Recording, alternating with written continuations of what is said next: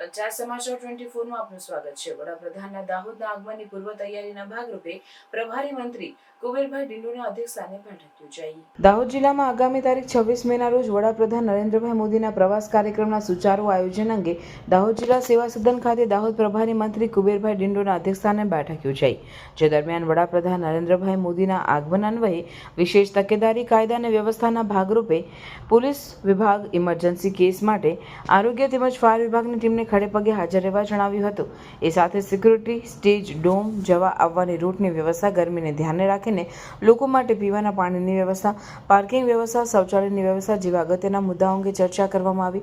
આ સાથે અધિકારીઓને પ્રભારી મંત્રી કુબેરભાઈ ડિંડો દ્વારા જરૂરી માર્ગદર્શન તેમજ સૂચનો આપવામાં આવ્યા હતા, જેમાં વહીવટી તંત્ર દ્વારા અધિકારીઓને આપવામાં આવતી સૂચનાઓનો અમલ તુરંત જ કરવા માટે સતર્ક રહી સત્વરે કામગીરી કરવા જણાવ્યું।